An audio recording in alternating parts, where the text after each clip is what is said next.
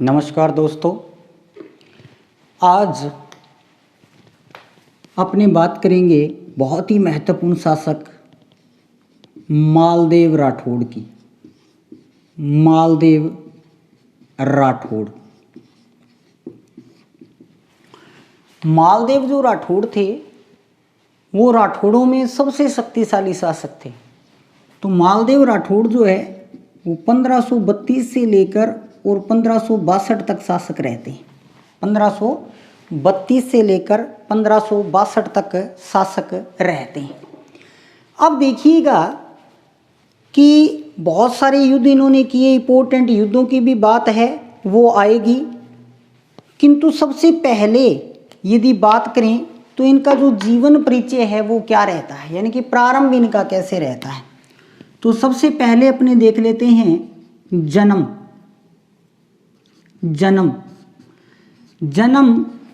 5 दिसंबर 1511, 5 दिसंबर 1511 आ चुका है अभी डबल ए में प्रश्न आ चुका है। इसके बाद में देखिएगा दूसरी यदि मैं बात करूं तो ये पितृहंता शासक थे। पितृहंता शासक थे, तो राठौड़ों के पितृहंता शासक थे। ये अपने पिता राव गंगा की हत्या कर देते हैं। पिता राव गंगा की हत्या है वो कर देते हैं, अपने पिता राव गंगा की हत्या कर देते हैं, इसलिए पितृहंता शासक। फिर देखिए ख्यात, यानी कि जो ख्यात लिखी गई उन ख्यातों में इन्हें हिंदू बादशाह कहा गया है। क्या कहा गया है? हिंदू बादशाह। ख्यातों में इन्हें हिंदू बादशाह कहा गया। पिता की हत्या करके शासक बने थे, तो इनका राज्याभिषेक बहुत ही इंपॉर्टेंट, राज्याभिषेक। इनका राज्याभिषेक जो है वो सोजत पाली में होता है। सोजत पाली, यानी कि जोधपुर में इनका राज्याभिषेक नहीं हुआ। क्यों? क्योंकि जैसे ही वो अपने पिता की हत्या करते हैं, जोधपुर के जो जितने भी सरदार होते हैं वो सारे मालदेव के विरोध हो जाते हैं, इसलिए सोजत पाली में उनका राज्याभिषेक होता है। और फिर 1533 के अंदर वो जोधपुर लौट कर आते हैं। अब देखिएगा इनके जो उपनाम हैं, उपनाम, तो उपनाम एक तो इनको क्या कहा जाता है? 52 युद्धों का विजेता। 52 युद्धों का विजेता। और दूसरा जो इनका उपनाम है वो है 58 परगनों के मालिक या स्वामी। 52 युद्धों का विजेता कहा जाता है। 58 परगने, परगने जिले, जैसे वर्तमान में जिले होते हैं वैसे ही, तो इनके पास इनके राज्य में 58 जिले थे। इतना विशाल इनका साम्राज्य था। अब देखिए उपाधियां, उपाधियां इनकी 2 उपाधियां रहती हैं, बहुत ही इंपॉर्टेंट, बहुत ही इंपॉर्टेंट 2 उपाधियां रहती हैं। पहली कौन सी? हसमत वाला बादशाह। हसमत वाला बादशाह, हसमत वाला बादशाह। अब देखिएगा यहां से एक बहुत ही प्यारा प्रश्न बनता है कि मालदेव राठौड़ को हसमत वाला बादशाह किसने कहा या किस ग्रंथ में कहा गया? तो मालदेव को हसमत वाला बादशाह अब्बास खां शेरवानी ने कहा। अब्बास खां शेरवानी, अब्बास खां शेरवानी। और यदि अब्बास खां शेरवानी के ग्रंथ की बात करूं तो तारीख ए शेरशाही, ग्रंथ की मैं बात करूं तो तारीख ए शेरशाही, अफगान शासक शेरशाह सूरी पर लिखी गई है। तो तारीख ए शेरशाही या अब्बास खां शेरवानी ने हसमत वाला बादशाह कहा है। दूसरी महत्वपूर्ण उपाधि, भारत का महान पुरुषार्थी राजकुमार, भारत का महान पुरुषार्थी राजकुमार, भारत का महान पुरुषार्थी राजकुमार, ये किसने कहा? ये कहा जी बदायूनी ने, बदायूनी। और बदायूनी के ग्रंथ की बात करूं मैं, मुंतखाब उत तवारीख, मुंतखाब उत तवारीख, मुंतखाब उत तवारीख। तो इसी ग्रंथ के अंदर हल्दी घाटी युद्ध का वर्णन है और बदायूनी जो है वो हल्दी घाटी युद्ध के अंदर भाग भी लेते हैं, हल्दी घाटी युद्ध के अंदर भाग भी लेते हैं। तो ये मालदेव राठौड़ की प्रारंभिक जानकारी है। जन्म 5 दिसंबर 1511, पितृहंता शासक अपने पिता राव गांगा की हत्या करते हैं। ख्यात जो हिंदू ख्यातें लिखी गई हैं उनमें इन्हें हिंदू बादशाह कहा गया है। राज्याभिषेक सोजत पाली में हुआ। उपनाम 52 युद्धों का विजेता और 58 फरगनों का मालिक। ठीक है, इसके अलावा 2 इनकी इंपॉर्टेंट उपाधियां है। हसमत वाला बादशाह किस ग्रंथ में कहा गया? तारीख ए शेरशाही में। किसका ग्रंथ है? अब्बास खां शेरवानी का ग्रंथ है। फिर देखिए, भारत का महान पुरुषार्थी राजकुमार किस ग्रंथ में कहा गया? मुंतखाब उत तारीख में। किसने कहा? अब्दुल कादिर बदायूनी ने कहा।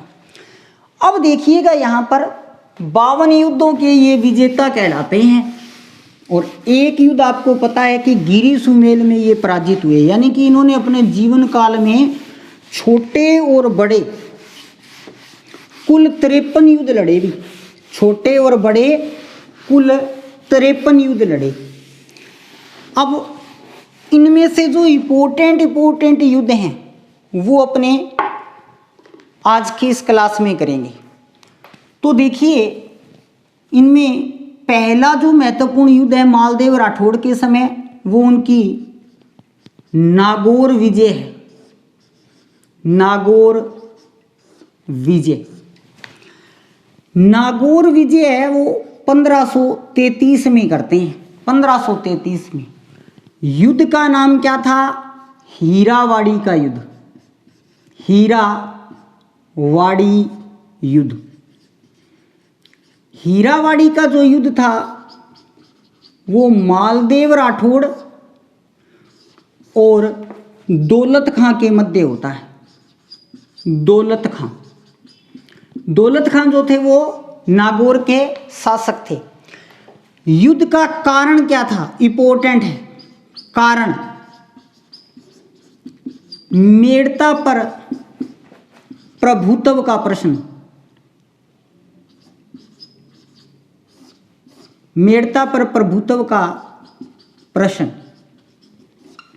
यानी कि मेड़ता पर किसका प्रभुत्व रहेगा, इसलिए हीरावाड़ी का युद्ध हुआ और हीरावाड़ी के युद्ध में मालदेव राठौड़ हैं वो जीत जाते हैं और मालदेव राठौड़ के जीतते उनका नागौर पर अधिकार हो जाता है। इंपॉर्टेंट प्रश्न है, प्रश्न पूछा भी जा चुका है, प्रश्न पूछा भी जा चुका है।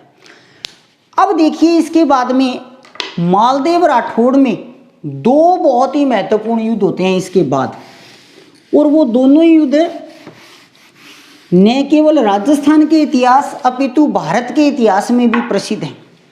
तो हीरावाड़ी के युद्ध के बाद में ऐसे तो इंपॉर्टेंट जो है वो वीरमदेव को पराजित करता है, जो मेड़ता और अजमेर का शासक होता है, और वो शेरशाह सूरी की शरण में चला जाता है। इसकी बात अपने बाद में करेंगे। अब देखिएगा, पहले जो मैं बात करने जा रहा हूं, यानी कि दूसरे महत्वपूर्ण युद्ध की जिसकी मैं बात करने जा रहा हूं, वो युद्ध कहलाता है पाहेबा साहिबा का युद्ध।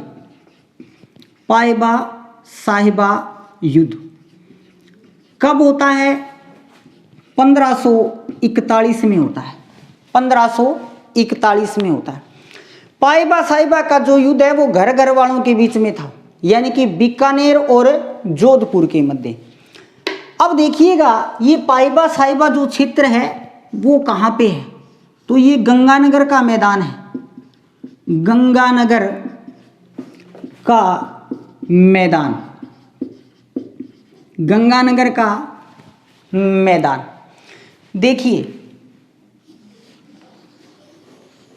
इस युद्ध को यदि अपने देखना चाहें तो यहाँ बीकानेर और यहाँ जोधपुर।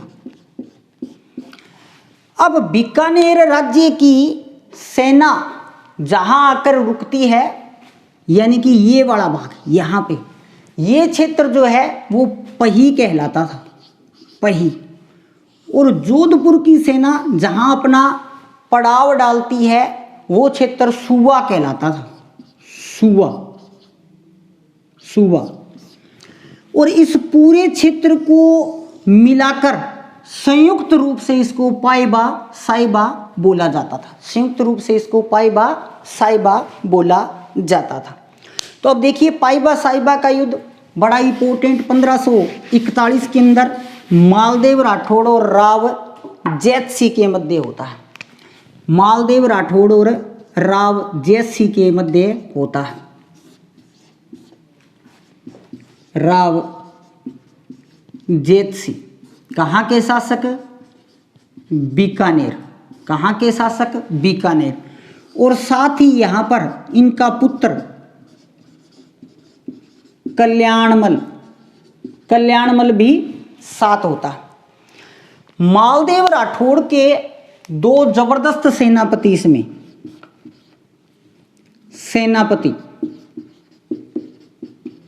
जेता और कुप्पा, जेता और दूसरा कुप्पा, जेता और कुप्पा। अब देखिएगा बड़ा ही भयंकर युद्ध है वो होता है। युद्ध के अंदर राव जैतसी की मृत्यु है वो हो जाती है, राव जैतसी मारे जाते हैं। और राव जैतसी की जो छतरी है वो हनुमानगढ़ में है, राव जैतसी की जो छतरी है वो वर्तमान हनुमानगढ़ में। दूसरी इंपॉर्टेंट बात क्या होती है, कल्याणमल जो है ना वो शेरशाह सूरी की शरण में चला जाता है, शेरशाह सूरी की शरण में चला जाता है। मालदेव राठौड़ इस युद्ध में विजय है वो प्राप्त करते हैं। विजय प्राप्त करने के बाद में वो कुप्पा को डीडवाना व झुंझुनू, डीडवाना व झुंझुनू की जागीर देता है। कुप्पा को वो डीडवाना व झुंझुनू की जागीर है वो देता है। तो पाइबा साहिबा का युद्ध 1541, मालदेव राव जैतसी का पुत्र कल्याणमल भी, परिणाम जीत मालदेव की। कुप्पा को डीडवाना व झुंझुनू की जागीर है वो दी जाती है और कल्याणमल शेरशाह सूरी की शरण में चला जाता है, जो कि गिरी सुमेल युद्ध का मुख्य कारण माना जाता है, जो कि गिरी सुमेल युद्ध का मुख्य कारण माना जाता है। इसके बाद में सबसे प्रसिद्ध युद्ध की अपने बात करते हैं, और सबसे जो प्रसिद्ध युद्ध है मालदेव राठौड़ या राजस्थान या भारत के इतिहास में वो है जेतराणा। जेतराणा या इसी को कहते हैं गिरी सुमेल युद्ध। गिरी सुमेल युद्ध कब होता है? 5 जनवरी 1544, 5 जनवरी 1544। अब देखिएगा इस युद्ध में 2-3 बातें रहती हैं इंपॉर्टेंट, 2-3 बातें इंपॉर्टेंट रहती हैं। जोधपुर और दिल्ली, जोधपुर और दिल्ली। अब देखिएगा शेरशाह सूरी था वो जल्दी से मालदेव से युद्ध करना नहीं चाहता था, लेकिन एक तो अपने ने पिछले युद्ध में देखा कल्याणमल वहां पहुंच गया, एक मैंने आपको पहले बताया कि वीरमदेव था जो मेड़ता और अजमेर का था, वो दोनों के दोनों शेरशाह सूरी को सुबह और शाम महाराज मारवाड़ पे आक्रमण करें, महाराज मारवाड़ पे आक्रमण करें, तो इससे वो तंग हो जाता है और शेरशाह सूरी तंग होकर दिल्ली से चल पड़ता है, तंग होकर दिल्ली से चल पड़ता है। अब जैसे ही वो दिल्ली से यहाँ राजस्थान राजपूताना की प्राचीन सीमा में आता है तो वो डरता है, क्योंकि वो राजपूतों की वीरता के बारे में जानता था। वो रास्ता बदल लेता है अपना, सीधा नहीं आता है। रास्ता बदलते ही यहाँ डीडवाना में शेरशाह सूरी का पहला संघर्ष है वो कुप्पा से होता है, क्योंकि अपने ने पिछले युद्ध में बात की कि कुप्पा को डीडवाना और झुंझुनू की जागीर दी जाती है। कुप्पा ही वो व्यक्ति होता है जो जोधपुर में ये खबर पहुंचाता है कि दिल्ली शासक शेरशाह सूरी जोधपुर पर आक्रमण करने के लिए आ रहा है। मोस्ट इंपोर्टेंट, मालदेव को सूचना देने वाला व्यक्ति कुप्पा, मालदेव को सूचना देने वाला व्यक्ति कुप्पा। अब जब ये सूचना मिल जाती है तो यहां से मालदेव राठौड़ है वो गिरी नामक स्थान पर जाते हैं और अपना पड़ाव डाल लेते हैं, और शेरशाह सूरी यहां से आगे बढ़कर बावरा नामक स्थान पर अपना पड़ाव डाल लेते हैं। ये दोनों के अलग अलग पड़ाव होते हैं। यहां सेनाएं जो हैं वो 4 जनवरी को आकर रुक जाती हैं। तो ये चीजें भी आपने ध्यान रखनी है। इसमें सबसे इंपॉर्टेंट यही बात है कि कुप्पा मालदेव को सूचना है वो देता। अब देखिएगा ये जो युद्ध है वो जोधपुर और दिल्ली के मध्य होता है, यानी कि इधर से जो रियासत थी वो जोधपुर थी और जोधपुर के जो सामने रियासत थी वो दिल्ली थी। बहुत भयंकर युद्ध होता है, बहुत भयंकर युद्ध होता है। तो जोधपुर के शासक मालदेव राठौड़ और दिल्ली से आ रहे हैं शेरशाह सूरी, शेरशाह सूरी। मालदेव राठौड़ के जो सेनापति होते हैं वो जेता और कुप्पा, जेता व कुप्पा। और ये जो मैं अभी आपको बात बता रहा हूं ये 4 जनवरी की बात है, 4 जनवरी 1544। युद्ध 5 जनवरी को, ध्यान रखना।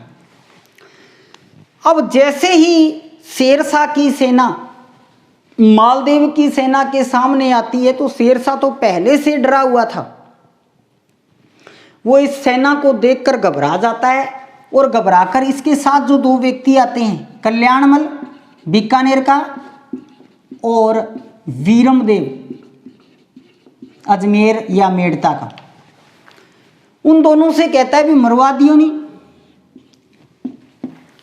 यहां तो अपना कुछ भी नहीं बनना।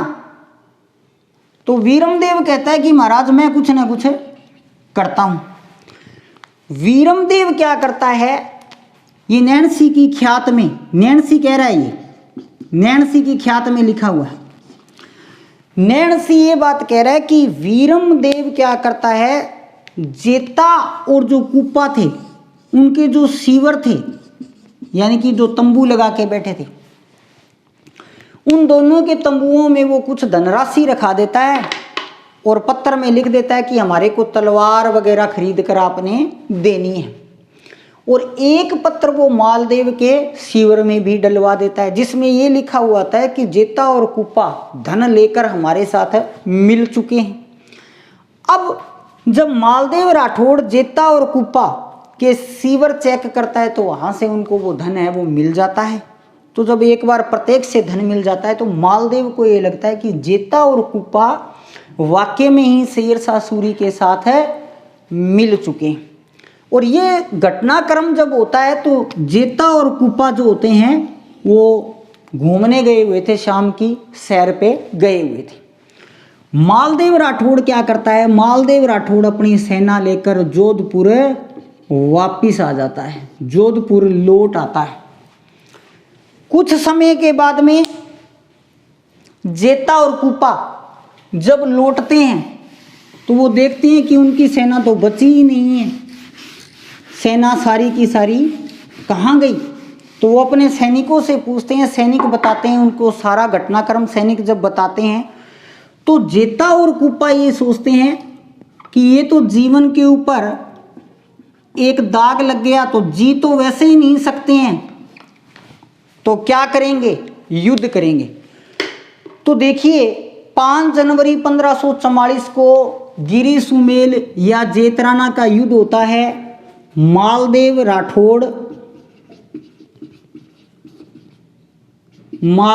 राठौड़ और शेरशाह सूरी के मध्य, शेरशाह सूरी के मध्य। शासक तो मालदेव राठौड़ था, इसलिए मालदेव राठौड़ ही माना जाएगा, लेकिन इनके दोनों जो सेनापति हैं वो रहते हैं, जेता और कुपा। जेता और कुपा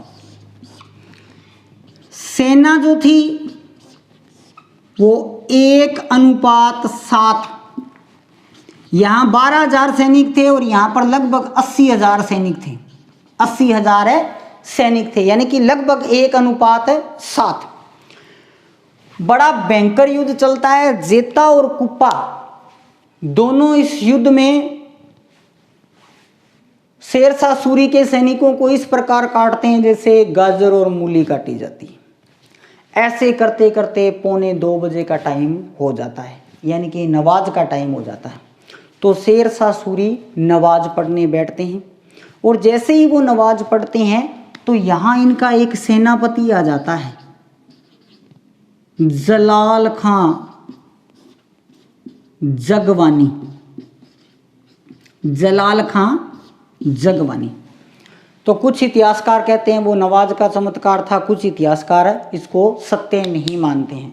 असल में क्या होता है, असल में ये होता है कि इससे पहले जो शेरशाह सूरी है वो 1539 और 1539 चौसा युद्ध और 1540 कन्नौज विलग्राम के युद्ध में मुगल बादशाह हुमायूं को परास्त करते हैं और मुगल बादशाह हुमायूं यहाँ से सिंध होते हुए ईरान जाता है। तो ये जो जलाल खान जगवानी था ना, ये हुमायूं के पीछे था, ये हुमायूं के पीछे था और इसको पता लगता है कि बादशाह भी यहीं युद्ध लड़ने आए हुए हैं, तो ये वहाँ घूमता घूमता आ जाता है, सुरक्षित सेना लेकर आ जाता है। इस सुरक्षित सेना के आने से जब इस सेना का जब इनके ऊपर तीव्र प्रहार होता है तो यहाँ ये सारे के सारे 12 के 12,000 सैनिक हैं, इन सब की वीर गति है वो हो जाती है, वीर गति हो जाती है। तो जीत का जो मुख्य कारण था वो जलाल खां जगवानी द्वारा सुरक्षित सेना लेकर आना, सुरक्षित सेना लेकर आना। अब देखिएगा गिरी सुमेल के युद्ध के बाद में शेरशाह सूरी का जोधपुर पर अधिकार हो गया। जोधपुर पर अधिकार होने के बाद में वो 2 बातें करता है। एक तो वो क्या करता है, जोधपुर के मेहरानगढ़ में एक मस्जिद का निर्माण करवाता है, एक मस्जिद का निर्माण करवाता है मेहरानगढ़ दुर्ग के अंदर। दूसरी बात, वो जोधपुर का प्रशासक खवास खां को बनाता है, खवास खां को बनाता है। जोधपुर का प्रशासक किसे बनाता है, खवास खां को बनाता है।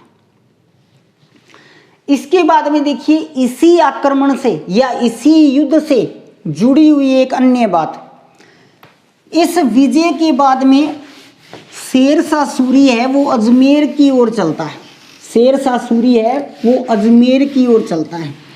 तो जब वो अजमेर की ओर चलता है तो अजमेर में मालदेव की रानी रह रही थी उम्मादे, यानी कि रूठी रानी।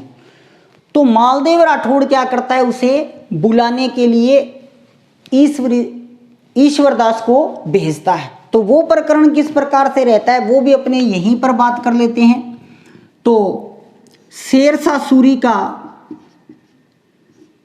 शेरशाह के अजमेर आक्रमण का भय, अजमेर आक्रमण का भय।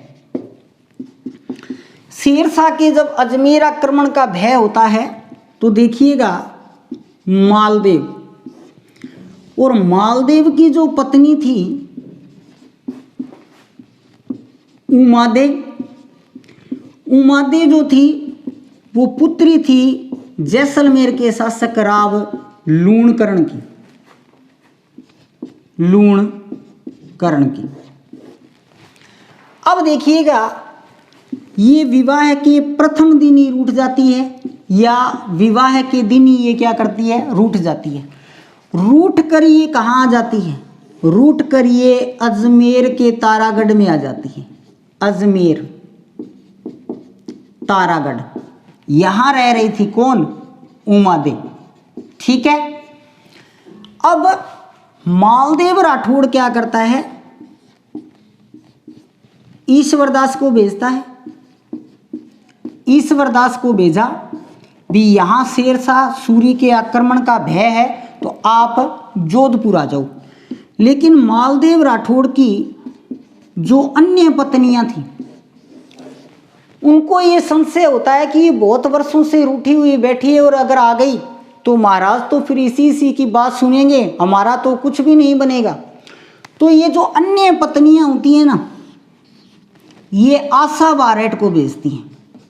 आशा बारेट, आशा बारेट इसको एक दोहा सुनाता है जिसमें वो ये कहता है कि तेरे को तेरा मान और पति दोनों चीजें एक साथ नहीं मिल सकती। या तो तू अपना वो मान रख ले, ये कहकर आई थी भी मैं जीवन भर वापस नहीं आऊंगी, या तू अब लौट चल तो तेरी वो बात नहीं रहेगी।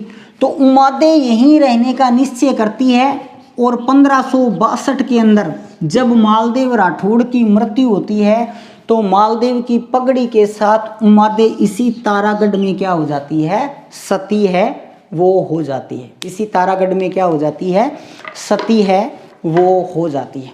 तो गिरी सुमेल का युद्ध बहुत ही महत्वपूर्ण, ध्यान में रखना है कि जलाल खां जगवानी की सुरक्षित सेना के आने से शेरशाह सूरी को जो है वो एक सफलता है वो मिलती है, सफलता है वो मिलती है। और एक मस्जिद का निर्माण करवाया जाता है शेरशाह के द्वारा। खवास खां को वहाँ जोधपुर का प्रशासक बनाया जाता है और एक कथन भी कहा जाता है, वो मैंने पहले इसीलिए नहीं बताया, भी लास्ट में बताऊंगा। फेमस कथन रहता है, कौन सा, मैं मुट्ठी भर बाजरे के लिए हिंदुस्तान की बादशाहत खो देता। किस युद्ध के बाद में कहा शेरशाह सूरी ने, गिरी सुमेल युद्ध के बाद में, गिरी सुमेल युद्ध के बाद में। उसके बाद में ये उमादे वाला। अब देखिए इसके बाद में एक और युद्ध होता है, हरमाड़ा का युद्ध। ये भी प्रसिद्ध युद्धों में से रहता है, हरमाड़ा युद्ध। कब, 1557। किस किस के मध्य होता है हरमाड़ा का युद्ध, मालदेव राठौड़ और उदय सिंह। उदय सिंह कहाँ के शासक, मेवाड़ के शासक, मेवाड़ के शासक। अब देखिए इस युद्ध का कारण था वो बहुत ही इंपॉर्टेंट था। कारण, स्वरूप देवी जाला, स्वरूप देवी जाला से विवाह का प्रश्न, स्वरूप देवी जाला से विवाह का प्रश्न। स्वरूप देवी जो जाला थी वो जाला जेत सिंह की पुत्री थी और ये मालदेव राठौड़ की साली थी, मालदेव राठौड़ की साली थी। तो जेत सिंह जो थे वो स्वरूप देवी का विवाह उदय सिंह से करना चाहते थे, विवाह उदय सिंह से करना चाहते थे, और मालदेव राठौड़ है वो अपनी साली से विवाह करना चाहते थे। तो इन दोनों पर इस बात पर तनातनी हो गई। उदय सिंह ने कहा भी मैं विवाह कराऊंगा, मेरे साथ बातचीत है वो चल रही है, मालदेव राठौड़ मेरी साली है और मैं ही विवाह है वो करूंगा। तो इस बात पर यह युद्ध होता है और इस युद्ध के अंदर मालदेव राठौड़ है वो विजयी होते हैं।